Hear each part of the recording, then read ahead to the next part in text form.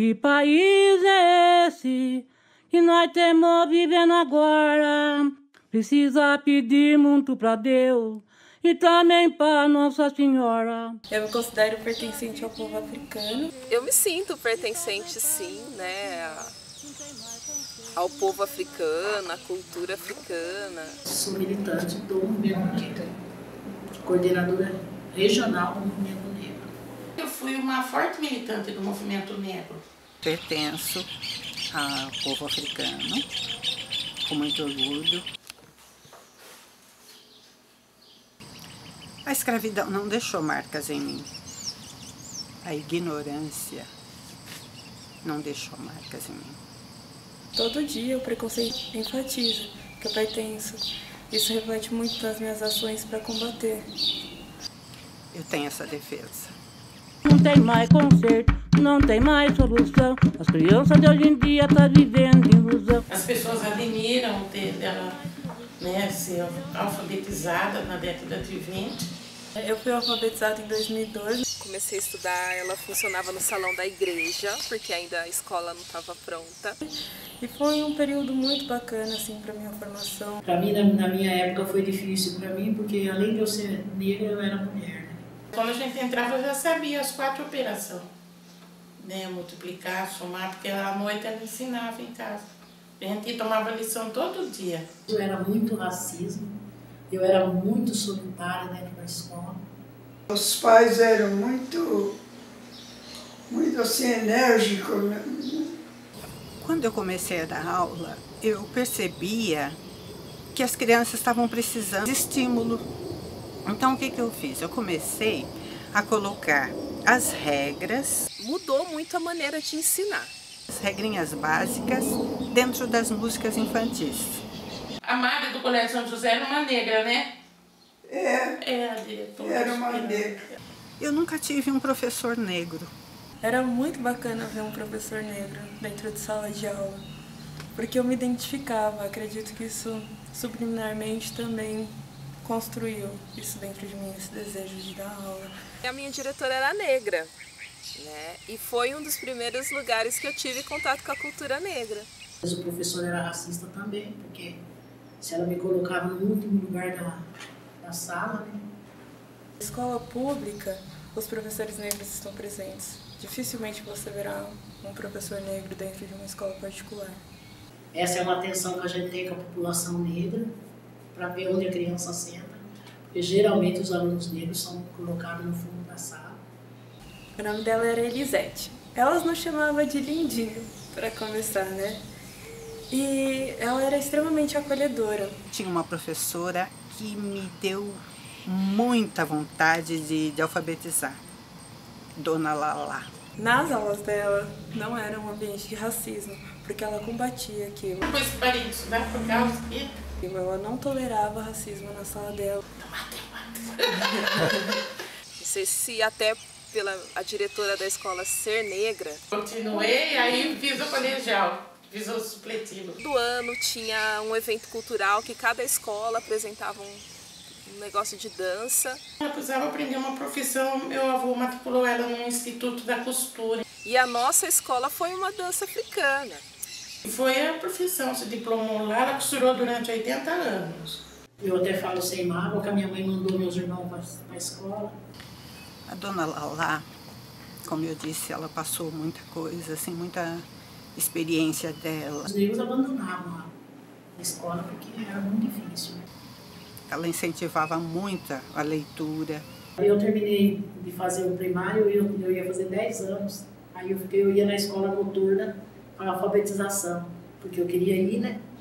Por Dona Lala e por mim, que eu fiz o magistério. Não sei se a burocracia para o professor hoje aumentou demais, mas o professor tinha mais tempo para se dedicar ao aluno, né? Não sei se foi um privilégio meu, mas eu avalio que eu tive uma educação de qualidade. Do caminho suave para cá, muita coisa mudou, né? Teve pontos negativos, teve pontos positivos, como em tudo na vida. E quando a gente fala em qualidade de educação, não é só para o aluno, é para o professor também. Eu só não achei legal a criança ir para uma outra série se ela não está preparada para aquilo.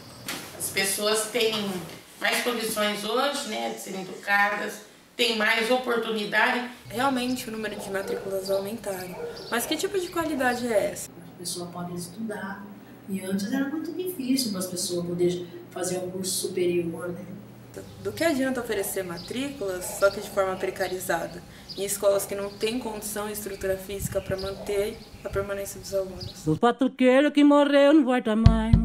Tenho saudade do repique do tambor. Muita importância a família estar conversando com as crianças sobre a cultura africana. Porque nós não sabemos da nossa história. Teve uma época que ficou proibido do negro se manifestar. Porque o continente africano é o início da civilização. Mesmo depois da escravidão, então se o negro trouxesse os instrumentos para tocar, a polícia vinha, levava todos os instrumentos embora, espancava os negros. Os temas, né, das escolas de samba era muito voltado para a cultura negra. A gente tem que transmitir para que ela sempre esteja viva. Então, essa que é a minha primeira memória, né, de cultura negra. Para que sempre as pessoas lembrem de quem foram os negros, das coisas boas que eles trouxeram, de tudo que foi construído e toda a riqueza da cultura afro-brasileira. O negro é alegre. Deixou saudade também, muita lembrança. Batuque de agora não é como Um conhecimento maior com a língua africana ou com dialeto, se quiser tratar dessa forma.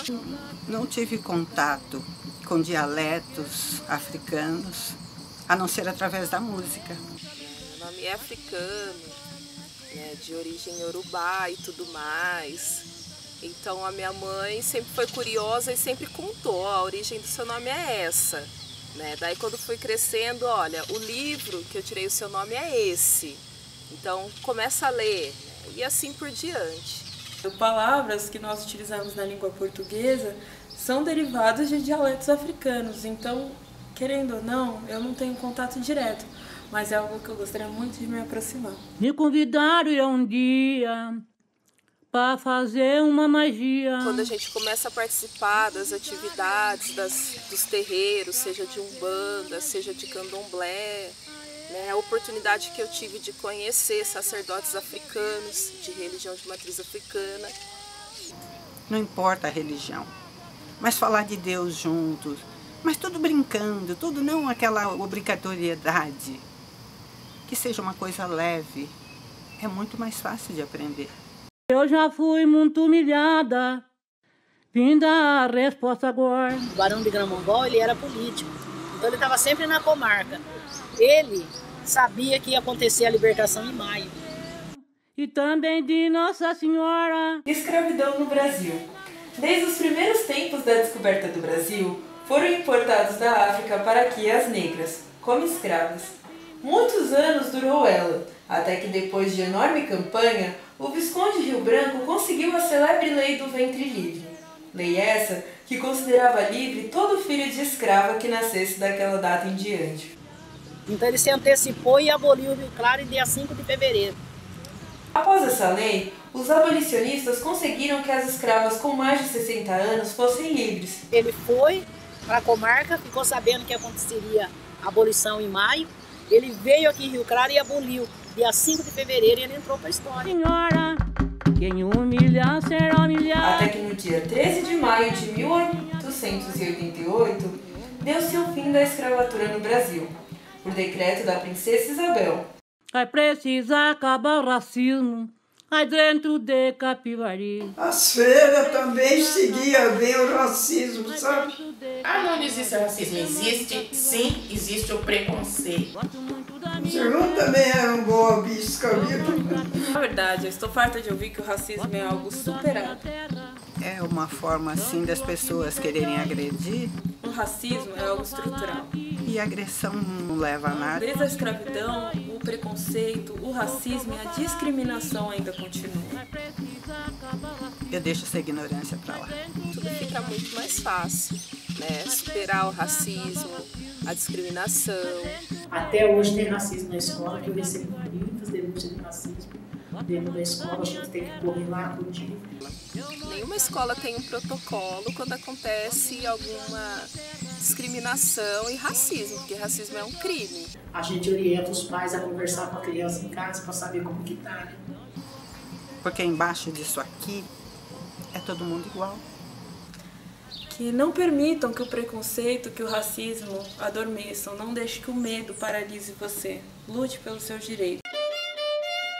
Eu agradeço a Deus. Cotas raciais ou cotas de ensino médio, elas não são caridade.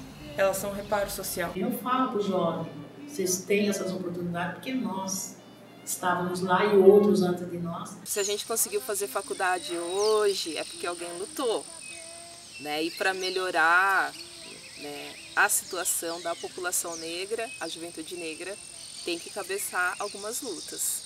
Eu entrei na universidade, uma universidade pública, devido ao fato de ter sido contemplada pelas cotas, né?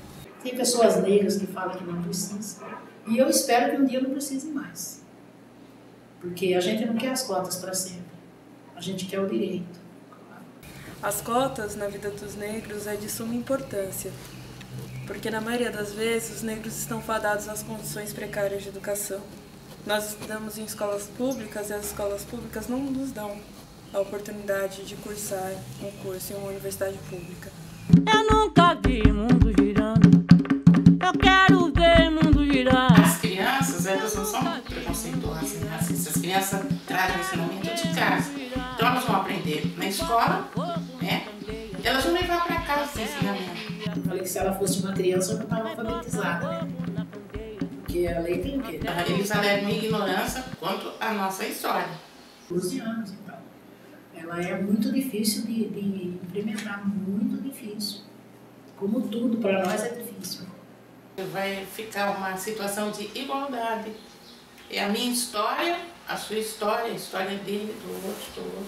10639, tamo junto. Antigamente é uma coisa do futuro. Negada antigamente aguentava quanto duro. A infância foi maravilhosa. Brincando, a gente pode ensinar uma criança. Eu brinquei muito na rua, né? Você não precisa pegar pela orelha, você não precisa aplicar qualquer castigo. Então tudo a gente fazia na rua. Aliás, era proibido brincar dentro de casa, né? A mãe falava, não quero saber de bagunça dentro de casa. Esconde-esconde, brincar com as bonecas. Eu não brincava de boneca nessa época. Eu gostava mesmo de jogar capoeira. Sempre foi algo que... Minha infância toda eu joguei capoeira, então é algo que eu falo com muita alegria. Brincar de dona de professora. Os nossos brinquedos não eram nada industrializados, eram peças feitas de madeira, de lata, com a ajuda dos pais, com a ajuda de irmãos. Então eram coisas bem naturais, era muito mais gostoso.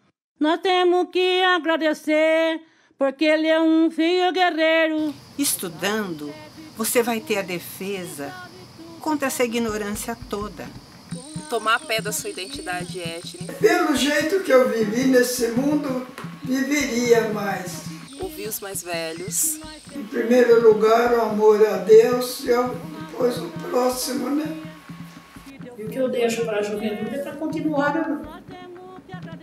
da onde a gente está parando. Através do amor, da luz, a gente pode mudar o mundo. Nós devemos ser fortes. Continuar lutando e a resistência, né? Tenho hoje certeza para onde eu vou, para qual caminho seguir, por quais questões lutar. A gente não deve abaixar a cabeça para qualquer situação de racismo, de preconceito, de discriminação. E ao ouvir o legado, né, da maioria dos entrevistados, eu não vejo por que não mudar. Por que não? Os primeiros lugares, né, nas primeiras fileiras, os melhores lugares, é para nós também. Me deixou, assim, extremamente forte para combater todas as questões que nos reprimem. Negro, um clamor de justiça e guerra.